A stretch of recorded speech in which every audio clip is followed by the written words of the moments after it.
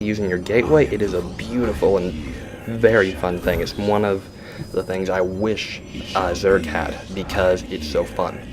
And mobility would just be amazing. Also, make sure on your carriers, if you click on your carrier, it'll bring up its normal template, and in the bottom left corner there will be a button to click to build an extra interceptor.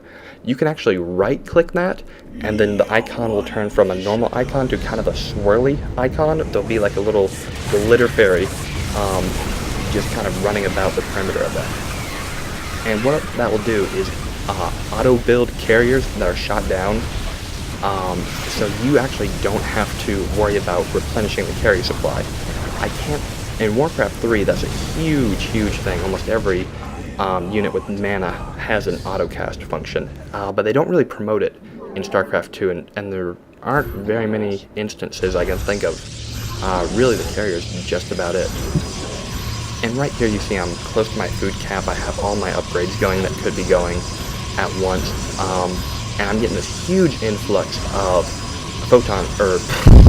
obviously now I'm getting photon cannons en masse, but you saw me have that huge influx of minerals, and well, there isn't really much I could do with them, so I just made a wall of photon cannons, and I've actually done that in a few attempts, and I found that putting them right before your production buildings is the most ideal place to put them, because after you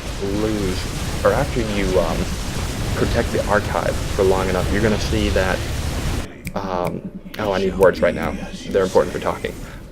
You're going to see that staying out in this whole three-way intersection area is a bit unnecessarily dangerous. And if you walk back a little bit, you only have two choke points. You lose one, and they're closer together, so you can more quickly respond to the demands of the Zerg and the Zerg hybrid thing. It makes you more effective, quicker to respond, and all those important things that help win wars. Ironically, even though that may help you win a war, you will die. It's actually in the campaign objective to fight to the death. So enjoy that. It's very good that the Zealots are so eager in chanting my life for ire, because it's convenient. We're going to be actually cashing in on that offer. Actually, most of them died out. I don't know if I make another one this entire mission. Anyways, at this point, you're kind of in cruise control. You've established yourself. You have a great army capable of responding to whatever demands that'll be brought upon you. And you have such a massive amount of minerals. You can go ahead and put cannons wherever you fancy.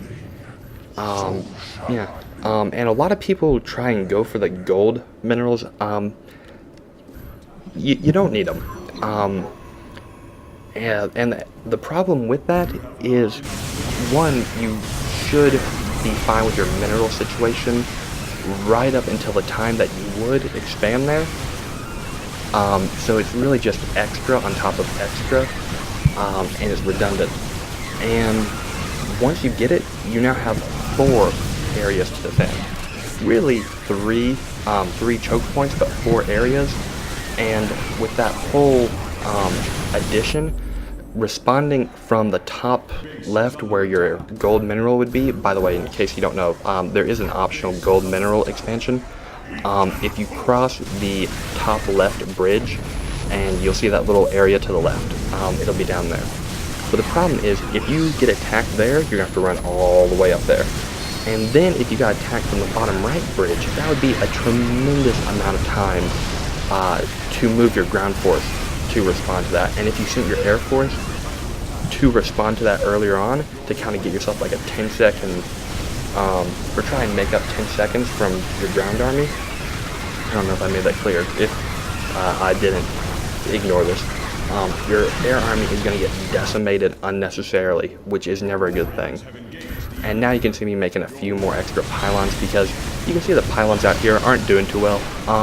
They've had better days. That kind of stuff. And the only problem or annoyance that comes with that is your area to warp in kind of diminishes a little bit. There you'll see me doing a little bit of micro, sending 3 Phoenix to the top left corner to take out a Broodlord. Make sure to do that. Also, one thing I don't do well here at all is lifting up the hybrids. You see me lift up one or two, but really I should be lifting up every single one I can, because at the very least, they will be up in the air while my ground army kills what's on the ground, so that when they drop back down, there'll be less total stuff hurting me, which is always good. You never want to get hurt in games, mentally or physically. Blah, blah, blah, blah. My cannons are pretty much handling anything around here. Army took a beating right there. It might have been better had I just pulled... Well, no, the archive still isn't down. So, yeah, you're just gonna have to suffer that. If you have enough production buildings, it really shouldn't matter. You'll be alright. You may drop down like 80 food, which is a tremendous drop, but you can get 10 instantly, 10 food, right away from your warp in, and then you can queue up your production building, because you should have a pretty big budget in the bank. So you'll be alright, not too bad off. And you can see the upgrades are finishing up very nicely, and they make a huge difference. And don't ever get into the mindset that upgrades are kind of superfluous. They don't really matter. What is 2 damage really going to do for my unit? And I love the animation that'll be coming out from this archive, how it kind of like hides into the ground. It looks pretty cool. But back to the upgrades. Don't ever get into the thought process that upgrades are unnecessary, because think about it from, well, this example would work. The Colossus on its own will take 2 attacks, like zoom, zoom, to kill a Zergling, or 4 Zerglings lined up perfectly for that matter. It will take 2 attacks, but if you upgrade the attack to either +1 weapon or +2, I can't remember, it'll only take 1 time, or 1 sweep, to kill a pack of Zerglings. And if you think about that, that is twice as quick. And it's even better than that.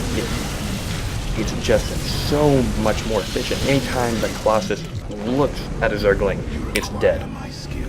It's beautiful, beautiful. Time is everything, especially in a real-time strategy game. So you definitely want to be cashing in on that whenever you can. I don't know if you'll be able to see it here, but now I couldn't find any instances of a Zergling getting decimated.